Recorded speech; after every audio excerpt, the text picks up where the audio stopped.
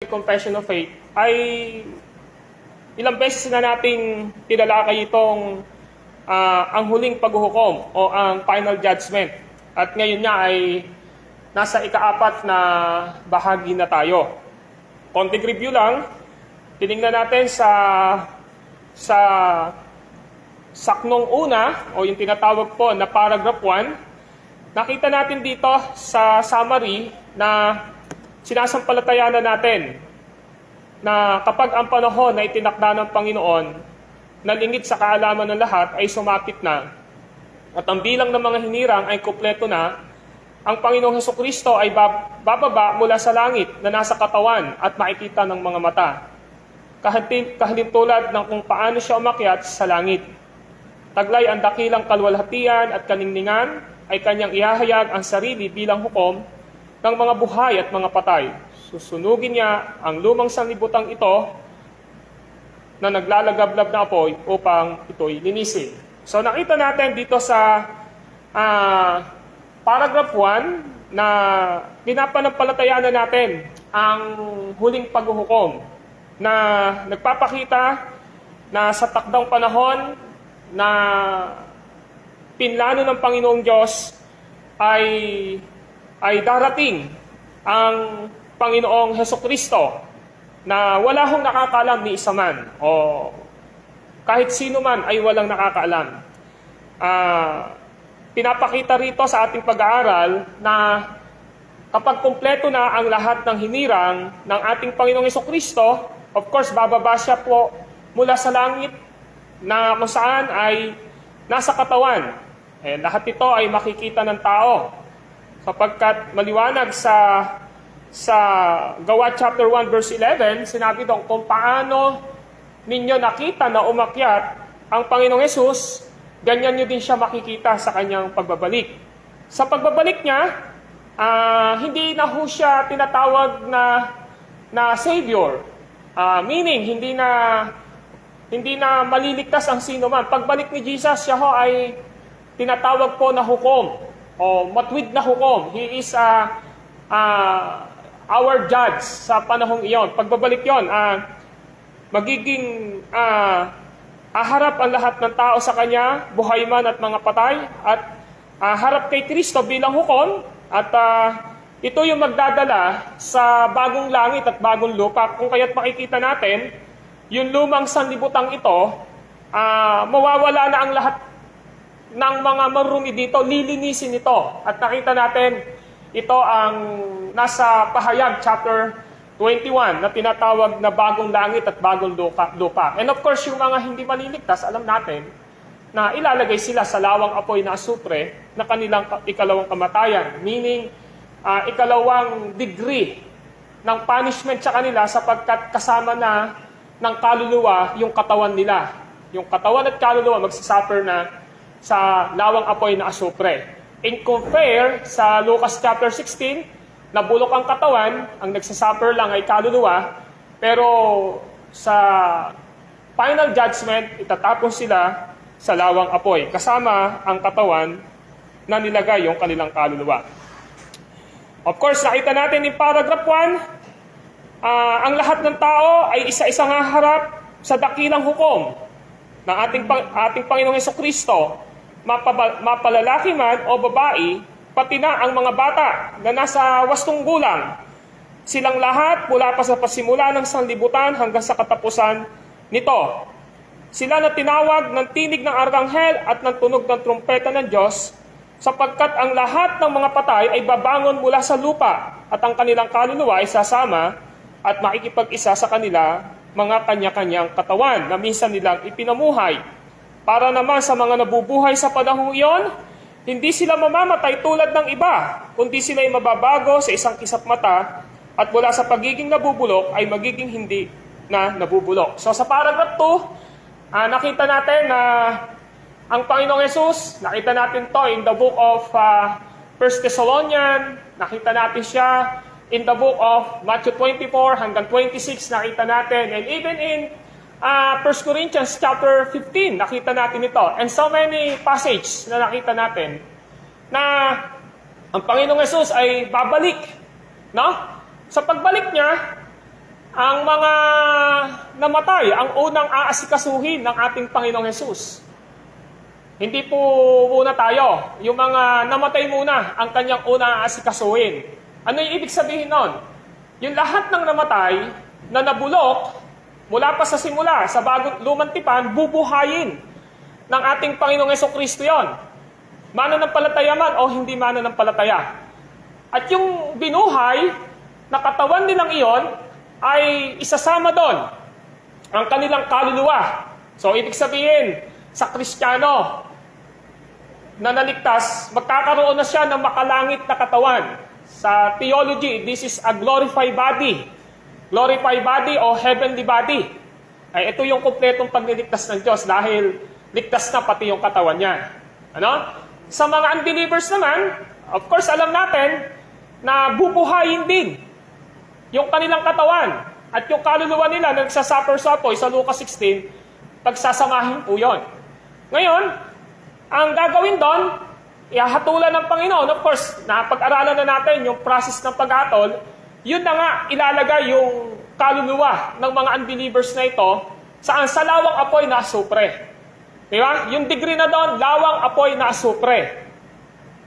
Na ikalawang kamatayan o ikalawang separasyon nila sa Panginoong Diyos. Magsasuffer sila doon.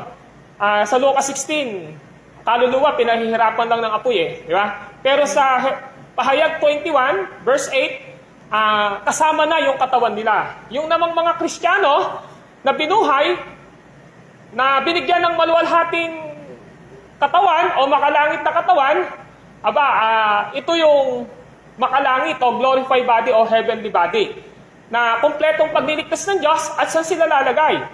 Well, nakita natin in Matthew chapter 21, verse 4, sa new heaven and new earth. Di ba? Wala nang kamatayan, wala nang hapis. Ngayon, yung mga buhay naman na abutan, pag Christian tayo, yun yung maganda ron, hindi na tayo mabubulok. Wala dumating si Kristo ngayon. No? Sa isang iglap mata, tayo naman yung ikalawang aasikasuhin ng Panginoon. No? Di ba? Pag inasikaso niya tayo, bibigyan niya tayo ng maluwalhating katawan, makalangit na katawan, hindi na tayo mamamatay. Yun yung kaibahan nun. Kung darating nga si Kristo ngayon, hindi na mabubulok yung katawan natin eh. Kasi sa isang isap mata, di ba? Sa isang iglap, babaguhin niya tayo at bibigyan niya tayo ng makalangit na katawan. Kaya hindi na tayo mamamatay. At itong katawan na meron tayo, kung darating man si Kristo sana nga ngayon, magiging glorified body ito, makalangit. Pupunta tayo sa new heaven and new earth. At yung namang aabutan ng mga unbelievers, hindi na rin sila mamamatay. Pero ilalagay sila sa lawang apoy na asupre. Nakita niyo yung punto rito? So yun yung pinapakita sa ngayon sa atin dito. Sa paragraph 3, nakita natin, kapag binuhay na niya, yung mga patay na mananampalataya at hindi mananampalataya, kapag binigay niya na ng makalangit na pangangatawan, ang mga believers, ayun, ang sabi ron, haharap silang lahat ngayon. Nakita niyo yung senaryo? Haharap ngayon ang lahat ng tao. Mananampalataya, hindi mananampalataya, binuhay ang katawan. So nakita natin may kategorya kasi yung lahat ng namatay mula sa lumang tipan, binuhay yun Binigyan ng katawan at yung espiritu pinagsama, unbeliever o hindi mananampalataya at saka mananampalataya. Nakita natin yon. Dumating ngayon si Kristo, yung mga mananampalataya, bibigyan ng makalangit na katawan, yung mga hindi mananampalataya, buhay sila. Ngayon, haharap tayong lahat sa Panginoong Diyos. Kaya yung paragraph 3 ang sabi, pagkatapos, ang mga aklat ay bubuksan. Ano ba yung aklat na binabanggit doon? Nakita natin yan in Pahayag chapter 20. Ang aklat po, ibig sabihin po nun, yun yung mga budhi natin. Yun yung ating mga conscience, yun yung ating mga panloob na ginawa. At ang mga patay ay ahatulan batay sa mga ginawa nila sa buhay na ito, mabuti man o masama. Ngayon nakita natin dito na yung mga ligtas na, hindi sila hahatulan para pumunta sa langit ba o impyerno dahil sa mga gawa nila? Hindi. Kasi una-una, ligtas na sila. Napag-aralan na natin na ang purpose ng paghatol ng Panginoong Diyos ay walang iba kundi rewarding o yung tinatawag na pagbibigay ng gantimpala. Kaya hindi na ho, wari, dumating si Kristo ngayon, ano? Tayong mga mananampalataya, eto, haharap tayo sa Kanya. Pero yung Pahayag chapter 20, ang sabi, bubuksan ng mga aklat at hahatulan ang lahat ayon sa lahat ng kanilang ginawa na nasusulat sa aklat. Ang ibig sabihin po nito, yung budhi natin ito This is our conscience. Ito yung panloob na pagkatao natin. Anong naging klaseng buhay tayo? Siyempre, ligtas tayo, pupunta tayo sa langit. Kasi, kay Kristo. Yun nga lang, napag-aralan natin sa 1 Corinthians chapter 3, iahayag yung lahat ng uri ng gawa natin. Kinumpara ito sa padadaanin sa apoy, di ba? Padadaanin siya sa apoy. Kapag nasunog, yun nga lang, walang saysay, pero ligtas ka pa. Pero kapag yung gawa natin, tinest ng Panginoong Diyos sa apoy, na sinasabing judgment, ay nanatili, meron daw tayong kapalit na gantimpala. So sa mga unbeliever, itetest sila, papakita sa kanila ang lahat ng kanilang ginawa upang idagdag yung lahat ng kanilang kasamaan na magpapatunay na sila ay makasalanan papunta sa impyerno. So yun yung kita natin. So yung pang-5 paragraph, 1, 2, 3, pang-4 na paragraph, ang pag-aaralan natin, hindi kinakatakutan ng mga Kristiyano ang paghuhukom ng Diyos. Hindi ho natin dapat katakutan yon. Napag-aralan natin na kapag namatay ka ngayon, pag namatay ang isang Kristiyano, ano yung kasunod nito? Diba sa Hebrew 9:27, bagamat pangalawang context ito ng interpretasyon, si Kristo yung pinaka-binabanggit doon, pero yung Hebrew 9:27, ang sabi, minsan lamang mamatay ang tao, at pagkatapos nito ay paghuhukom. So, ibig sabihin, kapag namatay tayo, kapag namatay ka, aalis yung kaluluwa mo sa iyong katawan, katulad sa Lucas 16, ililibing. In that moment, kapag namatay ang tao, yung kaluluwa niya, umaalis agad sa kanyang katawan. Hindi na ho nagta-travel dito yon ng 12 days o ng 40 days. Wala hong ganon. Napaniniwala na hanggat wala pa yung 40 days, andyan lang yon, iikot, sasama sa butterfly, sasama sa mga nakikita natin, yun po ay reincarnation ang tawag doon, hindi turo ng Biblia yon. Kadalasan turo ho yan ng mga Indiano at saka ng mga ibang hidwang pananampalataya. Mali po yun, hindi ho ganon. Pag namatay ang tao, ang kaluluwa niya aalis na agad sa kanyang katawan. Nakakita na ba kayo ng namatay? Kapag namatay siya, patay. Ba't siya namatay? Kasi umalis na yung kaluluwa niya. Kaya kahit ano pa gawin sa kanyang katawan, wala na siyang pakiramdam. Kasi umalis na ho yung kaluluwa na nagbigay ng buhay sa kanya. If you remember, inaral natin yung Genesis. Di ba? Yung God. Nag-form siya nung nag-aral tayo sa mga ngaral. Di ba? Chapter 12, verse 7. Alalahanin mo ang Diyos na lumikha sa iyo sa panahon ng iyong kalakasan bago manumbalik ang iyong katawang sa lupa at ang kaluluwa mo ay bumalik sa Diyos na may bigay nito. Inaral natin doon na nung nilikha ng Diyos ang tao, kumuha siya ng putik, hinulma, alahong buhay yun Yun yung katawan natin. Kailan nagkaroon ng buhay? Nung hiningahan sa ilong. Nagkaroon siya ng buhay. And that is our soul or spirit. Kaya ngayon, kapag namamatay ang tao, ang nawawala sa kanya, alin? Yung kanya soul or spirit niya, umaalis. Yung kasi yung buhay natin. Kahit sa 2 Corinthians chapter 6, itong katawan natin, tolda lang ito. Tirahan lang ito ng ating kaluluwa. Masisira ito. Di ba? So, ang gagawin ngayon, pag namatay ang tao, Hebrew 9:27, mamamatay, minsan lamang mamamatay ang tao, at pagkayari niyang mamatay, haharap siya sa Diyos yung kaluluwa niya. Huhukuman siya. So, pag hinukuman siya, inilalagay siya sa dalawang lagayan, alinman sa dalawang lagayan. Nakabase ito sa pinag-aralan natin sa Romans chapter 2, verse 16.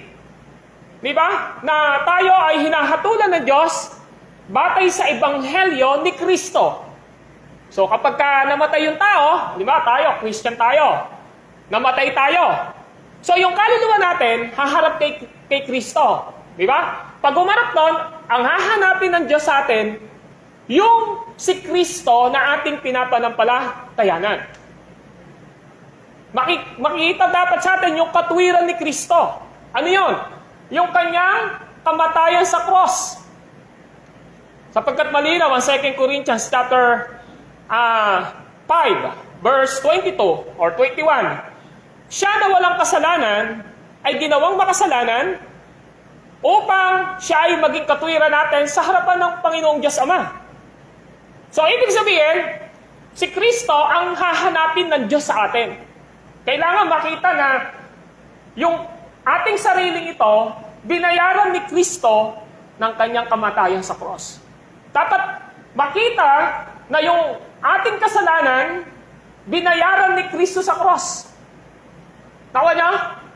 Tapos yung katwiran ni Kristo, dapat makita sa atin na nakasalin sa pamamagitan ng katwiran ni Kristo iyon, pinawalang sala tayo ng Diyos. Kaya ang hahanapin sa atin, na sa kaluluwa natin pagharap natin sa Diyos, yung katwiran ni Kristo. Yun. Kaya kapag hindi nakita si Kristo, yung Lucas 16, yung matandang mayaman, inilagay siya sa apoy. Nilibing ang mayaman, pero naghihirap daw siya sa apoy. Bakit? Kasi nga wala siyang pananampalataya sa Diyos at sa pangako sa katwirang pantubos ni Kristo. Si Lazaro, namatay, humarap sa Diyos, nakita ang kanyang pananampalataya sa Diyos, sa pangako ng misayang pagdating, sa pamamagitan ni Kristo. Ano yung nangyari sa kanya? Dinala siya sa piling ni Abraham, yung kaluluwa niya, inaaling doon. Ito ay malinaw na nagpapakita na ang pinakamagandang pag-isipan natin ngayon dito habang nandito tayo sa lupa, pinag-iisipan ba natin itong mga bagay na ito? Saan mo i-spend? Saan mo ilalagak? Saan mo ibibigay ang iyong kaluluwa? Di ba? Kapag namatay ka, langit ba o impyerno? Hindi ho tayo pabata, mga kapatid.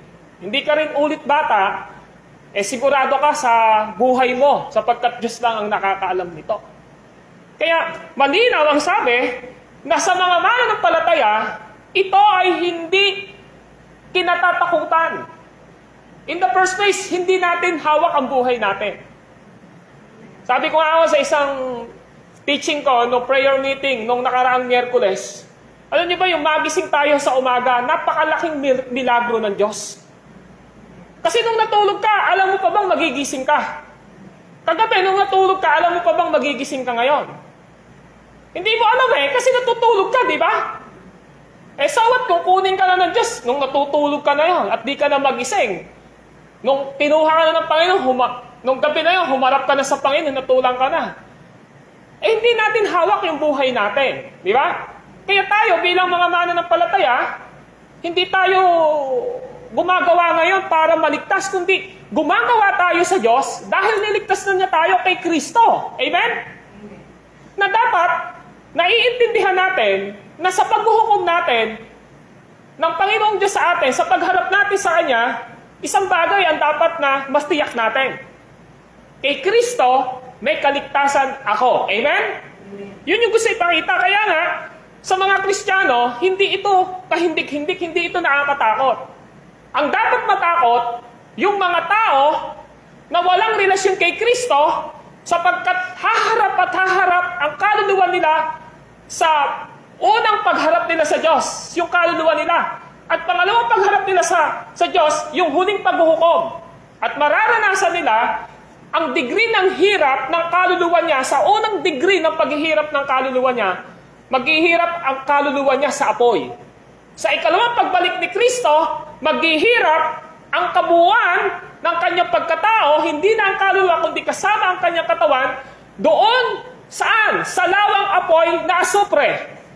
Mga kapatid, huwag niyong isipin na nagtatakutan tayo rito, sapagkat itong pag-aaral natin ito ay realidad ng huling teolohiya ng banal na kasulatan, yung tinatawag na eschatology, the last things, o huling mga bagay. Alam niyo ho, doktrina po ito. Kaya sa atin, kaya nga kung iisipin, ang kahatulang ito ay makatarungan, ngunit lubhang nakasisindak at nakapangingilabot sa masasama at hindi sa makadiyos. Kaya dapat maintindihan ng mga makasalanan na wala pang tunay na katwiran ni Kristo sa kanilang buhay. Dapat maintindihan ng mga makasalanan na walang relasyon kay Kristo. Kapatid, ang kaligtasan ay hindi relihiyon. Ulitin ko, ang kaligtasan ay hindi good works. Ang kaligtasan ay hindi by men. Kaligtasan ay na kay Kristo, namatay siya sa cross para bayaran at akuin ang kasalanan ng lahat ng binigay ng Ama sa Kanya. Siya ay nabuhay upang ang lahat na sumampalataya sa Kanya ay mabihisan at masalinan ng katwiran ni Kristo ng kabanalan upang tayo ay maging karapat-dapat sa paningin ng Diyos, hindi dahil sa ating merito, kundi dahil sa merito o ginawa ni Kristo sa krus ng Kalbaryo. Kaya ito'y nakakapangilabot. Habang inaaral ko tong eschatology at ako ay gumawa ng booklet dito na hanggang lesson 30 patungkol dito sa eschatology. Habang gumagawa ako nung mga 2 taon na ang nakalilipas at nabigyan ko yung ibang mga kapatiran natin itong booklet na ito na may lesson 30. Ito yung pinaka nakakaiyak na aral sa mga hindi mananampalataya. Nakakaiyak na aral ito sapagkat patikim lang ang paghihirap ng kaluluwa nila sa apoy. Katulad ng matandang mayaman. Nakakaiyak ito sapagkat sa muling pagbabalik ni Kristo, yung kabuuan ng katawan niya kung ano siya ngayon, yun ang karanasan na mararanasan niya sa lawang apoy na asupre. Kaya yung artikulo natin, 37, dito sa Belgic Confession of Faith, kaya nga kung iisipin, ang kahatulang ito ay makatarungan. Makatarungan ito sapagkat ang Diyos ay makatarungan. Binibigyan ng Diyos ng katarungan ang kanyang pagiging Diyos. Sabi ng iba, God is the respecter of all people. Sabing gano'n, nire-respeto daw ng Diyos ang lahat ng tao. Kapatid, when it comes to the righteous judgment of God, sa pagiging matuwid ng Diyos, hindi nire-respeto ng Diyos ang lahat ng tao. Sapagkat kung nire-respeto ng Diyos ang lahat ng tao, bakit kapag namatay, ang kaluluwa pumupunta sa impyerno ang mga taong walang kaligtasan? Bakit ang mga may relasyon kay Kristo ay pumupunta sa langit? Ano ibig sabihin ito? Nagpapakita ito na ang Diyos natin ay Diyos na matuwid. Ang kasalanan sa Kanya ay kasalanan, ang kahantungan ng kasalanan ng tao na nakamana kay Adan na wala pang totoong karanasan ng isang bagong kapanganakan, pag namatay ito, hindi katulad natin na umiiyak ang Diyos. Tayo, pag may namatay tayong kapitbahay, naaawa tayo, umiiyak tayo, di ba? At ang iyak natin, kawawa naman siya, di ba? Pero hindi natin naiisip, ba't siya kawawa? Kung hindi siya mananampalataya, kawawa siya kasi magsasuffer siya sa impyerno. Ang Diyos, pag namatay ang tao, walang palakasan sa Kanya. Kapag ikaw ay walang katwiran ni Kristo, hindi mo pwedeng suhulan ng Diyos. Kaya sa Biblia, wala hong tinatawag na induluhensya. Na kapag namatay ka, yung kaluluwa mo nasa purgatorio, at habang nasa purgatorio ka, nililinis ka doon. Kaya nga purgay . Ang salitang purgatorio, Latin, cleanse. Ang salitang purga, ginagamit ito sa panahon natin sa taong mga mabulate na pinupurga, nililinis.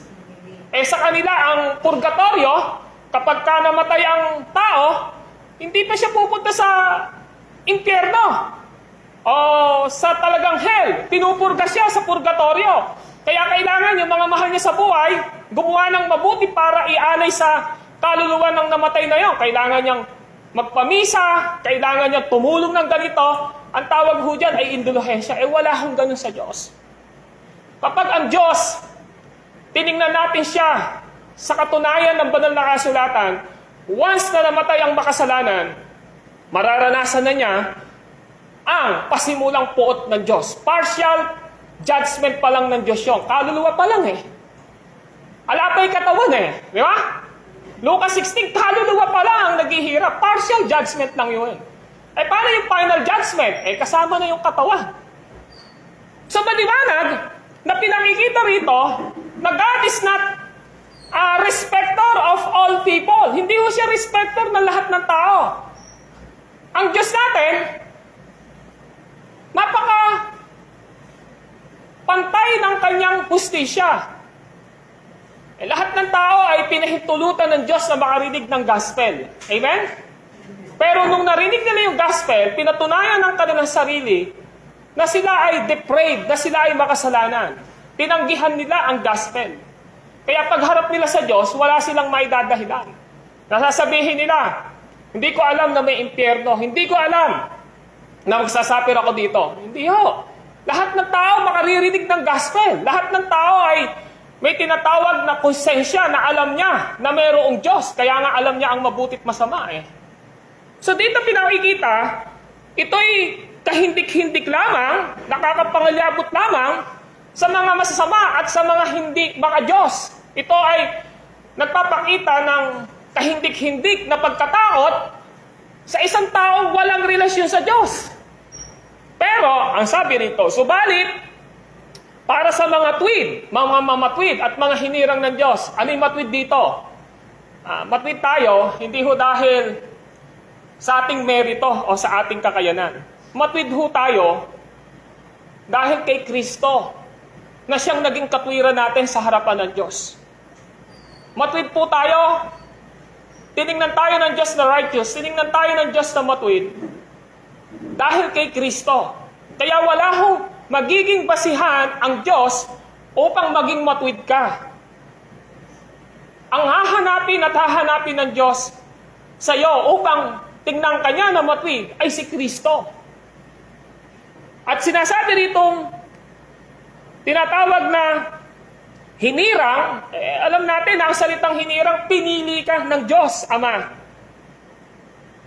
Alam nyo, dapat na pananaw natin sa huling paghatol, sa huling paghuhukom, para sa mga matweed at mga hinirang, ito'y kaibig-ibig at nagbibigay ng kasiyahan. Saan? Sapagkat sa panahong iyon ay malulubos ang kanilang kaligtasan. Malulubos. Well, kung kukunin ng Diyos yung sino man sa atin ngayon dito, sabi ko sa inyo, hindi pa kumpletong kaligtasan ang mararanasan mo kasi kaluluwa pa lang ang save mo. Ang katawan mo nabulok. Pero sa muling pagbabalik ni Kristo, sa final judgment, ito yung tinatawag na complete salvation kasi binuhay na niya yung katawan mo. Binigyan ka niya ng maluwalhating katawan. Binigyan ka niya ng makalangit na katawan. At yan yung kumpletong katubusan na ibinigay ng Diyos sa atin. Kaya ho, wag po nating isipin na pagka namatay halimbawa yung mananampalataya na si Peter, namatay siya, totoong anak siya ng Diyos, namatay siya, ang kaligtasan na meron siya, kaluluwa pa lang ang ligtas sa kanya. Tama po ba? Kasi yung kaluluwa niya, ililibig, mabubulok. So, wala pa yung complete salvation. Kailan yung kumpletong kaligtasan? Kapag binuhay yung kanyang katawan. Binigyan ng mga langit na katawan, binuhay yon, sinama yung kaluluwa sa binuhay na katawan, yun na nga ho ang kumpletong katubusan ng kanyang buong pagkatao.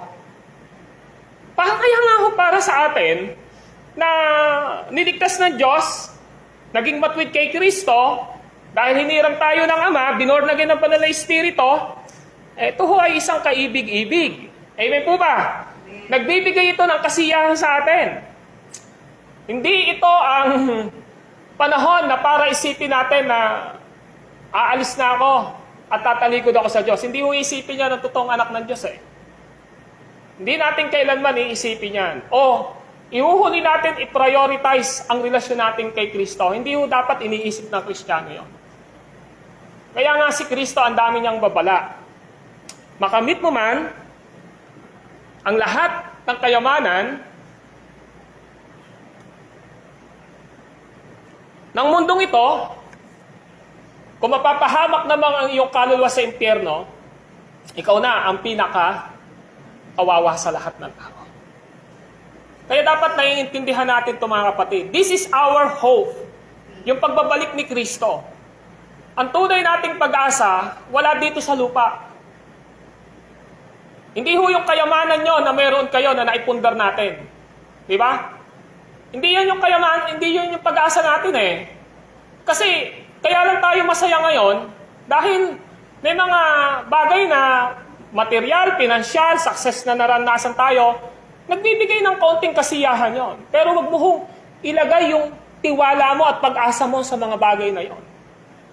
Totoo lang, kahit bumili ka ng 1 hektaryang lupa, kapag ka ang Diyos gustong bawiin sa iyo yan, sabi niya, kung mababawi niya sa isang kisok mata. Tama po ba? Our hope is in Christ. Yun yung gusto nating intindihin ngayon dito, mga kapatid. Kaya sa isang Kristiyano, wala sa isipan niya o walang puwang sa kanya. Yung mga bagay na iisipin niya na hindi ko pa prioritize si Kristo, hindi ko pa prioritize ang Lord sa buhay ko. Dahil kung hindi mo pa prioritize si Lord sa buhay mo, I tell you the truth, your life here on earth ay hindi ho natin alam kung hanggang kailan tayo dito. Amen? Kaya sinasabi ng banal na kasulatan, para sa mga matwid at mga hinirang, ito'y kaibig-ibig at nagbibigay ng kasiyahan. Sapagkat sa panahong iyon, kailan sa second coming, sa final judgment, ay malulubos ang kanilang kaligtasan. So yung salitang malulubos yung kaligtasan, complete salvation po ito, ang ibig sabihin po nito. Malulubos. Hindi lang kaluluwa muna ang naligtas, kundi kasama na rin ang katawan mo. Maluwalhating katawan, makalangit na katawan, kaya yung complete salvation naranasan mo na. Okay? At doon, sa paghatol ng Diyos, sa final judgment na yon, ay tatanggapin nila ang bunga ng kanilang pagpapagal at pagpapasakit na kanilang tiniis. O, tingnan nyo, nilagay ho dito na habang hindi pa natin nararanasan ang kaligtasan ng ating kaluluwa sa langit, ibig sabihin, hanggat di pa tayo namamatay, may pagtitiis. Amen po ba? Amen. Ba't ayaw nyo po mag-amen? Pag pagtitiis na yung pinag-uusapan, ayaw nang mag-amen. Eh, mukhang impluensyado na ng prosperity, good health and wealth gospel So, hindi ho tayo ganon. Yung tinatawag na pagitan, na pagiging isang born again natin, hanggang sa kamatayan ng ating katawan, meron pong pagtitiis. Meron pong paghihirap. Bakit tayo nagtitiis? Bakit tayo naghihirap?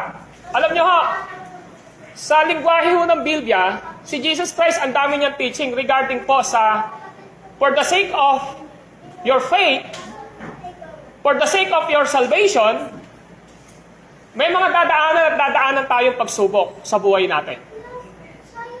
Halimbawa, yung tinuro ni Jesus Christ. Ang sino mang gustong sumunod sa akin, ano kasunod? Pasanin niya ang kanyang krus. Amen po ba? At sumunod siya sa akin. Sabi ganon, hindi karapat-dapat sa Diyos ang nag-aararo ng palingon-lingon. Ito yung mga bagay na dapat naiisip natin sa ating mga sarili. Nasa ayaw at gusto natin, as long as we live here in earth as a faithful Christian, as a faithful followers of Jesus Christ, as a faithful disciple of Jesus Christ, mga kapatid, meron pong suffering. Meron hong suffering. Huwag niyo pong isipin na kapag naging Christian ka at naging tapat ka kay Kristo, puro goods na lang ang mararanasan mo. Ang sabi ho ng ating pinag-aaralan, yung ating mga pagpapagal dito sa lupa, yung ating mga pagtitiis dito sa lupa, kapag tayo ay niligtas na ng ating Panginoong Diyos sa kakumpletuhan ng maluwalhating katawan natin, sa pagharap natin sa Panginoong Diyos, yung tinatawag na final judgment ng Lord, ang sabi ron, tatanggapin natin yung lahat ng bunga ng pagpapagal at pagtitiis na ginawa natin para kay Kristo. Kaya yung language po ni Paul sa 1 Corinthians chapter 15 verse 58, ang konteksto po kasi doon ay kamatayan ng katawan, pagkabuhay ng katawan, huling paghuhukom ng Panginoon, yun yung 1 Corinthians chapter 15, pero yung conclusion niya sa verse 58, kaya nga mga kapatid, magpakasipag kayo sa gawain ng Panginoon. Yamang ang lahat ng inyong ginagawa ay hindi nasasayang sa Kanya. Nakita nyo? That is the challenge. Kaya, dapat bilang tapat na Kristiyano na mananampalataya, may kasama pong pagtitiis, mayroon pong kasamang sakripisyo. Ang buhay pananampalataya. Kung paano si Jesus, na dahil sa kanyang pagsunod sa kalooban ng Ama sa kanyang buhay, ay hinarap niya ang pagtitiis, sakripisyo, kamatayan, lahat ng suffering dinaanan niya. Ang isang Kristiyano, pa-posible na daanan niya yun. Alam niyo, we are blessed dito sa Pilipinas.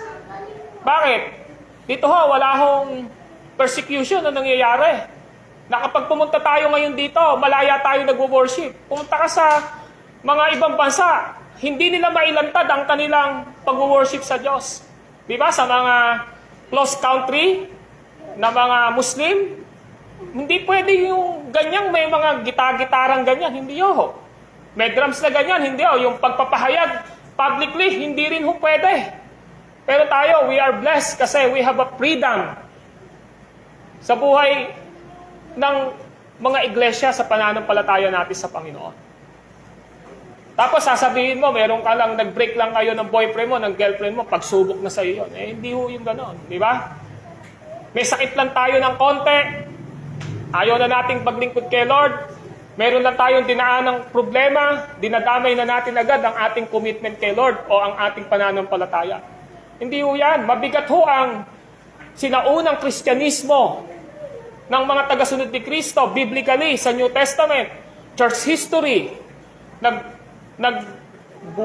nagbigay sila ng kanilang buhay. Sa atin ho, napaagaan ho ng Christianity ngayon. Pero nakakalungkot nga, itong Christianity natin ngayon dito, masyado ho, pag in-evaluate ko sa sarili ko, mapakababaw ho. Kung kailan gumaan ang buhay ng Kristiyano, when it comes to pagsunod nila at pananampalataya nila kay Kristo, doon naman ho, naging malamig, matamlay, at walang sigla ang mga mananampalataya. And that is wrong po. So, para sa ating mga Kristiyano, kapag dumating ang paghuhukom, ay ito'y nakakagalak, isang pagpapala para sa atin. Kasi tatanggapin natin, alin daw, ang bunga ng ating pagpapagal at pagpapasakit sa ating mga tiniis. At ang ating pagiging walang sala, dahil kay Kristo, ay mahayag sa lahat. At mamamalas nila ang kasindak-sigdak na paghihanti na gagawin ng Diyos sa masama. At ng buong kalupitang umusig, umapi, at naghirap sa kanila sa sanlibutan ito. Ang mga ito'y uusigin ng kanilang sariling budhi, at dahil mga wala ng kamatayan, ay pahihirapan doon sa walang hanggang apoy na inilaan para sa dyablo at sa kanyang mga anghel. So ang matindi rito ngayon, sa mga unbeliever, kahindik-hindik po ito. Kaya, ang mayroon talaga na kinatatakutan ang paghatol ng Diyos. Kapag namatay siya, alam niya, pagharap niya sa Panginoon, yung kaluluwa niya, wala siyang relasyon sa Diyos, alam niya na maghihirap sa apoy siya. Sa second coming ni Kristo, alam niya na ang kanyang katawan at kaluluwa na pinagsama ay magsasaper sa apoy na asupre na ikalawang kamatayan. God is a just God when it comes to His judgment sa mga tao. Ito yung gusto kong ipakita sa atin. So ano ang ibig sabihin nito? Siguraduhin ninyo sa sarili ninyo na totoo kayong niligtas ni Kristo. Siguraduhin po ninyo sa sarili ninyo na si Kristo lamang ang katwiran ninyo sa harapan ng Diyos Ama, sapagkat siya lamang ang nagbayad ng iyong kasalanan. At siya lamang ang dahilan kung bakit ka pinawalang sala. Siguraduhin mo na totoo kang ligtas, sapagkat ang pananampalataya mo na meron ka ngayon ay dapat nasasangkapan ng mabubuting gawa ng pagmamahal sa Diyos na bunga ng iyong kaligtasan. Ang ine-expect ng Lord sa iyo ngayon, ang pananampalataya mo ay mayroong gawa. Pangatlo, isipin mo ngayon ang mga taong nakapaligid sa iyo na anytime na mamatay, ang kaluluwa ay maghihirap sa apoy. Isipin mo na kapag dumating si Kristo ngayon, ang mahal mo sa buhay na buhay ngayon, kapag dumating si Kristo, ay maghihirap sa lawang apoy na asupre na ikalawang kamatayan o ikalawang paghiwalay o sapiring niya sa Panginoong Diyos. Nakita niyo yung punto natin ngayon dito? So, ang aplikasyon natin, siguraduhin mo na you are saved because of Christ's righteousness. Siguraduhin mo na may bunga ang kaligtasan sa iyo ng mabubuting gawa, na bunga ng kaligtasan. Siguraduhin mo na ginagampanan mo at tungkulin mo sa mga tao, partikular sa iyong mga mahal sa buhay, na anytime siyang mamatay ngayon o dumating si Kristo, magsasuffer siya sa apoy o tinatawag na lawang apoy na asupre, na ikalawang kamatayan. Sa atin ngayon, sinasabi lang natin, ayos lang yan. Minsan, nagiging relativism tayo. May religion din yan, ligtas yan. Sa Bible, hindi ho ganon. Hindi po porke religyoso, pupunta ng langit. Sapagkat sinasabi ng Matthew chapter 7, hindi lahat na tumatawag sa akin ng Panginoon, Panginoon, ay papasok sa kaharian ng langit. Hindi ho. Kaya mga kapatid, make sure na you are truly and genuine saved. Pangalawa, makita sa buhay mo ang bunga ng kaligtasan. This is the good works as a fruit of our salvation and the fruit of the Holy Spirit. Thirdly, you make sure na ginagampanan mo ang pagiging isang Kristiyano mo, agent ng Panginoon, to communicate His Gospel sa asawa mo, sa anak mo, sa kapatid mo, sa manugang mo, sa apo mo, sa angkan mo. Sapagkat anytime na mamatay yan, magsasapir yan sa impyerno. Think about this. Sino yung naiisip nyo ngayon na mahal nyo sa buhay na wala pang relasyon? Anytime po na mamatay yan, magsasapir po yan sa impyerno. Kaya si Paul, hindi ako magtataka, ang sabi niya sa Romans chapter 10, mamatamisin pa niya na siya ay sumpain alang-alang sa kanyang mga kamag-anak o mahal sa buhay.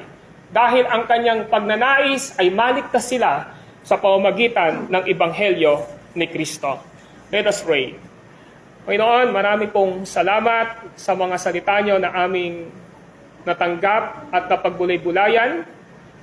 Ikaw ang nagpahayag nito sa anyo ng pagkasulat na salita mo sa scripture o sa banal na kasulatan.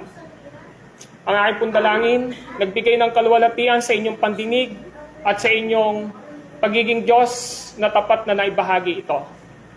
Lord, dalangin ko, by your grace and by your mercy, yung salita niyo pong narinig nilang lahat ay mangusap sa kalooban ng kaisipan, ng pagkatao ng bawat isa sa mga naririto na may katiyakan na ng kaligtasan. Nawa po tulungan niyo po na mapagtanto nila na ang pinaka dapat na pahalagahan sa buhay nilang lahat ay walang iba kundi ang kaligtasang inirigalo ninyo at ibinigay ninyo sa pamamagitan ni Kristo, na nagbubunga ng good works dahil sa gawa ng Banal na Espiritu, na bunga ng kaligtasan, at gumaganap sa tungkulin na maging instrumento ninyo sa pagbabahagi, pagpapaliwanag, ng inyong salita, lalong-lalo na sa mga taong wala pang kaligtasan.